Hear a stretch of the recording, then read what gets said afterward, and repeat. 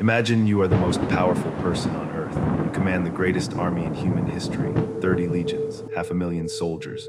Your word is law across an empire of 50 million people stretching from Scotland to the Sahara, from the Atlantic coast to the Persian border.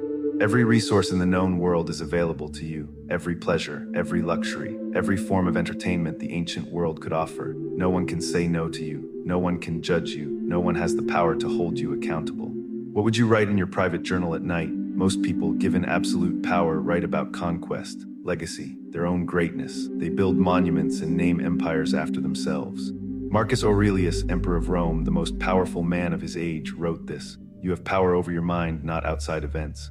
Realize this and you will find strength."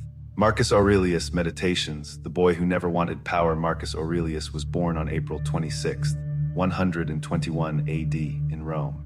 His father died when he was very young, and he was raised by his grandfather, a man of high standing and good character. From childhood, Marcus showed an unusual quality. He was serious, not gloomy, but deeply serious. Interested in ideas, drawn to philosophy not as an academic exercise, but as a way of living.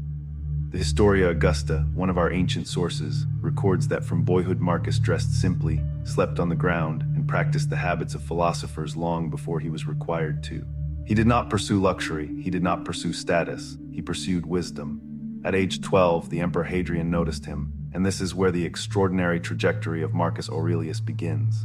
The chain of adoption. Hadrian, having no biological heir he trusted, arranged a carefully engineered succession. He adopted Antoninus Pius, with the condition that Antoninus would in turn adopt Marcus Aurelius. This meant that Marcus, at age 17, suddenly found himself in line for the most powerful position on earth. He had not sought it, he had not wanted it, it came to him. What Marcus did next tells you everything you need to know about his character. He continued studying philosophy. He continued living simply. He chose as his closest companions scholars, teachers, and intellectuals, not military generals or political schemers. He spent his evenings reading, his mornings writing. His greatest teacher was Epictetus, or rather the recorded words of Epictetus, since the slave philosopher had died before Marcus was born. But Marcus read him obsessively. The idea that the external world cannot touch the inner self, that virtue is the only real good, became the foundation of how Marcus Aurelius understood his own life. He also studied under Fronto, the greatest rhetorician of the age. But in a letter that still survives, Marcus wrote to Fronto saying that he had abandoned rhetoric for philosophy because philosophy taught him how to live, while rhetoric only taught him how to speak. That distinction between performing wisdom and actually practicing it would define everything that followed. 121 AD birth in Rome. Marcus is born into the Roman aristocracy. His father dies young. He is raised by his grandfather, Annius Verus. 132 AD, drawn to philosophy at age 11, already wearing philosopher's clothing, sleeping on a hard mat, and living with deliberate austerity. The habits begin before the philosophy is formalized. 138 AD, adopted into the imperial line, Emperor Hadrian arranges for Marcus to be adopted by Antoninus Pius, placing him in direct succession to the throne. Marcus is 17. 145 AD, marriage to Faustina. Marcus marries Faustina the Younger. They will have 13 children together, though most will not survive to adulthood. Loss becomes a recurring companion. 161 AD, becomes emperor at age 40. Antoninus Pius dies. Marcus takes the throne and immediately insists on sharing it with his adoptive brother Lucius Verus. He refuses sole power when he could have had it. That final detail, refusing to rule alone when he had every right to, is extraordinary. No emperor before him had voluntarily shared power in this way. It was not required. It was a choice, a Stoic choice. Power is not the goal. Doing what is right is the goal. And Marcus Aurelius would need every ounce of that philosophy in the years that followed, because the reign he inherited was not peaceful. It was, from almost the very first day, a reign of crisis. Emperor at war, the impossible burden. Marcus Aurelius became emperor in 161 AD. Within 2 years, the Roman Empire was simultaneously fighting wars on two major frontiers. To the east, the Parthian Empire had invaded. To the north, Germanic tribes, the Marcomanni and Quadi, were pressing against the Danube frontier in ways that had not been seen for generations. The pressure was relentless and unceasing. And then, in 165 AD, his army returned from the Eastern campaign and brought back something they had not been sent to retrieve: a plague. What historians now call the Antonine Plague swept through the empire with devastating speed. At its peak, it was killing 5,000 people a day in Rome alone. Over the course of the outbreak, historians estimate it killed between 5 and 10 million people. 5 to 10 million people. In an empire of 50 million, that is 1 in every 5 to 10 Romans. The weight he carried, consider what Marcus faced simultaneously, 2 active wars on opposite frontiers. A plague killing millions of his subjects. A financial crisis, wars and plague depleted the treasury so severely that Marcus sold imperial treasures at public auction rather than raise taxes on his citizens. And throughout it all, the grief of watching most of his children die. Of the 13 children born to Marcus and Faustina, only 6 survived to adulthood. He buried child after child. In 169 AD, his co-emperor and adoptive brother, Lucius Verus, died of the plague. Marcus was now alone. He spent the last 13 years of his reign largely in military camps on the Danube frontier, not in the comfort of Rome, not in palaces and gardens, but in tents, in mud, in the cold of the Germanic borderlands. And it was there, by candlelight in a military tent, that he wrote Meditations. Think about that for a moment. The most powerful man in the world, surrounded by war and death and plague and loss, sat down every evening and wrote to himself about the importance of patience, of kindness, of remembering that he would one day be dust and forgotten, just like all the emperors before him. Loss is nothing else but change, and change is nature's delight. Marcus Aurelius' Meditations he did not write from a place of comfort. He wrote from the front lines of catastrophe. And yet, and this is the part that should stop you completely, there is no bitterness in Meditations, no self-pity, no complaints about the unfairness of what fate had handed him. Only a quiet, determined effort to be better, to be more patient, to be more just, to waste less time on what does not matter. There is one moment that historians point to as perhaps the clearest single demonstration of Marcus Aurelius the Stoic. In 175 AD, while he was fighting on the northern frontier, a false rumor spread through the empire that he had died. A Roman general named Avidius Cassius, whom Marcus had trusted and respected, immediately declared himself emperor and began seizing power. When Marcus discovered that Cassius had betrayed him, his response was remarkable. He did not rage, he did not threaten. He told his officers that he hoped Cassius would be brought to him alive because he wanted to forgive him personally. He wanted to demonstrate that treason could be answered with clemency. Cassius was killed by one of his own soldiers before Marcus could reach him. Marcus was reportedly disappointed. He wanted the chance to forgive. The best revenge is to be unlike him who performed the injury. Marcus Aurelius' Meditations, this is not the behavior of a man performing Stoicism. This is the behavior of a man who had so thoroughly internalized its principles that they had become his instinct, even in moments of betrayal, even in moments of war, even in moments where rage would have been not just understandable, but expected. Marcus Aurelius died in 180 AD on the Danube frontier, still commanding his legions, still writing, still in the work. He did not retire to ease. He remained at his post until he could not remain any longer. Meditations, the book that was never meant to exist. We need to pause and appreciate what Meditations actually is, because its nature makes it unlike almost any other book ever written. Marcus Aurelius did not write a treatise. He did not write a philosophical argument designed to convince others. He wrote private notes to himself, reminders, reprimands, encouragements. He wrote them in Greek, not Latin, the language of Roman power, because Greek was the language of philosophy, of the inner life. He gave the manuscript no title. We don't know if he even kept it organized. What we have is a collection of 12 books of notes that someone, we don't know who, preserved after his death. The title Meditations was given to it centuries later. Marcus himself may have called it simply to himself, and that is precisely what makes it so extraordinary. Because when you remove the performance, when there is no audience, no reputation to manage, no student to impress, what remains is what a person actually believes. What Meditations actually is 12 books. No clear narrative arc, no formal argument, just a man, one of the most powerful men who ever lived, sitting with his own failures, his own tendencies toward anger and impatience, his own fear of death, his own grief, and working through them with Stoic philosophy as his tool. It reads less like a book of wisdom and more like a therapy session, an honest one. Let's look at what Marcus actually wrestles with in these pages, because it tells us something important about the real work of philosophy. He struggles with anger throughout Meditations. Marcus returns again and again to the problem of anger. He reminds himself not to let the behavior of others disturb his inner peace. He writes techniques for de-escalating his own temper before speaking. He instructs himself to pause, to breathe, to consider whether the thing that is irritating him will matter in 10 years or even 10 minutes. How much more grievous are the consequences of anger than the causes of it? Marcus Aurelius, Meditations. This is the Emperor of Rome reminding himself not to snap at his servants. He grapples with mortality. The theme of death runs through every book of Meditations, not as morbidity, but as clarification. Marcus uses the contemplation of death, his own death, the death of everyone he admires, the eventual death of Rome itself, as a tool for perspective. If everything is temporary, then what is actually worth spending time on? It is not death that a man should fear, but he should fear never beginning to live.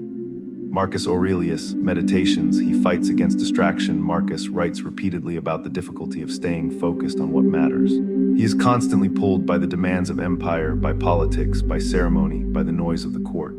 He reminds himself again and again to return to what is essential, to treat each day as if it could be his last, to do the work in front of him fully rather than performing it while his mind is elsewhere. Waste no more time arguing about what a good man should be one. Marcus Aurelius, Meditations. He practices gratitude. Deliberately, the opening book of Meditations is a list, not of his achievements or his power, but of the gifts he received from the people who shaped him. His grandfather who taught him gentleness, his father who taught him modesty, his mother who taught him simplicity and generosity. His teachers one by one, each named, each honored. The most powerful man in the world begins his private journal with thank you notes. When you understand what Meditations truly is, a record of a real human being's daily struggle to live according to his principles, it becomes something more than a philosophy book. It becomes a companion, evidence that the struggle is universal, that even Marcus Aurelius had to remind himself every single day of the things he knew but found difficult to do.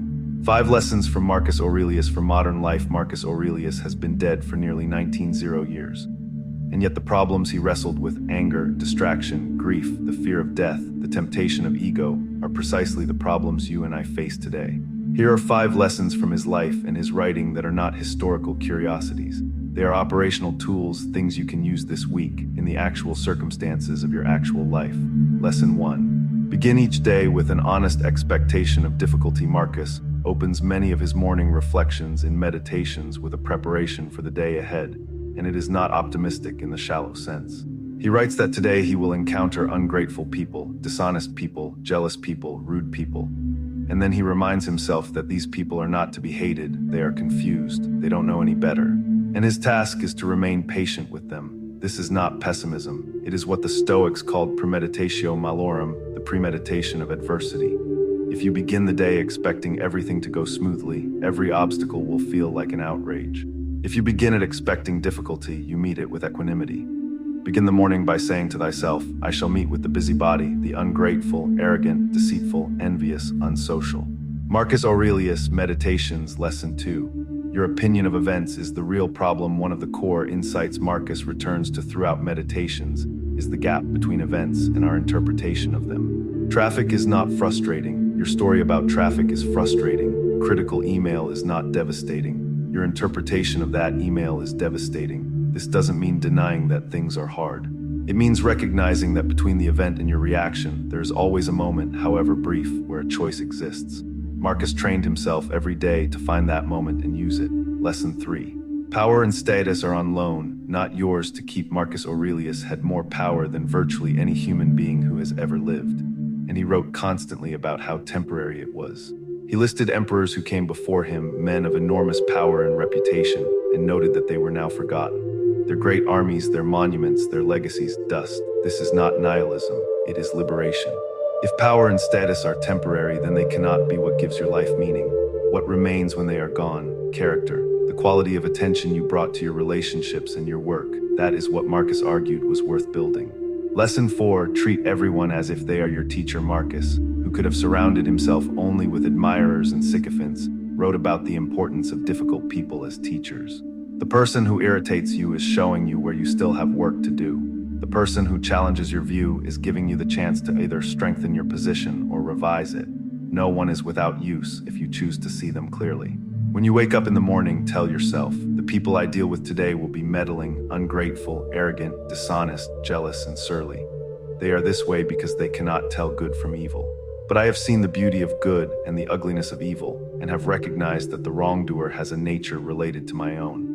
Marcus Aurelius, Meditations, Lesson 5. Do your duty without complaint, then let go of the outcome. Marcus Aurelius spent 19 years at the most demanding job any human being could hold. He did not complain about it in his journal. He did not fantasize about retiring. He wrote instead about the importance of doing the task in front of you, whatever it is, with full attention, full effort, and zero attachment to recognition. He believed that the Stoics' job is to act well and then to release the result. Not because outcomes don't matter, but because obsessing over outcomes you cannot control corrupts the very effort you can control. Your daily practice, the morning intention. In day 2, I gave you the evening pause, 3 questions to ask yourself before bed. If you have been doing it, you already know what it feels like to examine your day honestly, to see yourself clearly without the noise of the day getting in the way.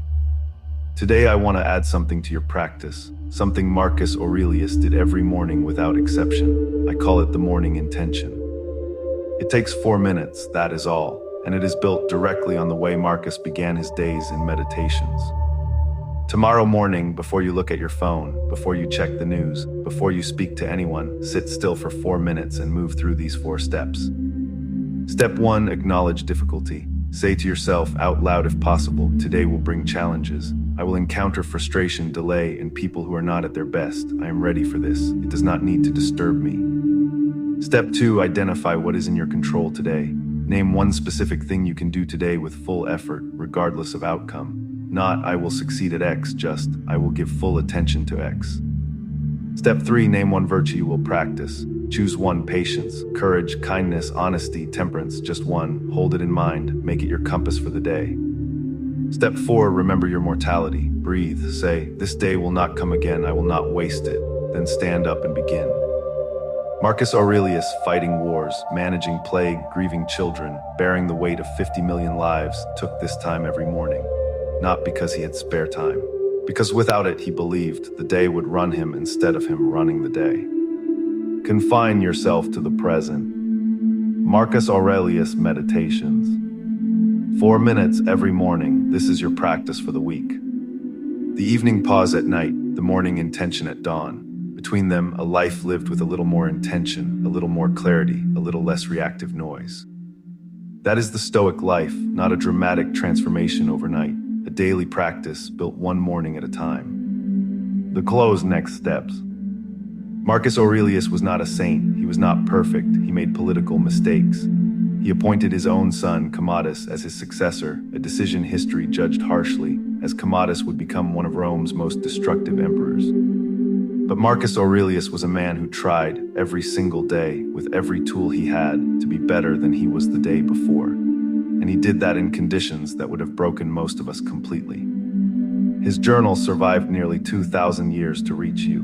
Perhaps it was meant to. Tomorrow, 4 minutes, the morning intention, that is your only assignment. Next video, Epictetus, the slave who became the most sought-after teacher in the Roman Empire, the man who taught Marcus Aurelius how to think. Subscribe, and I will see you there. Until then, keep practicing. Leave a comment below. Which of the 5 lessons from Marcus hit you hardest, and why?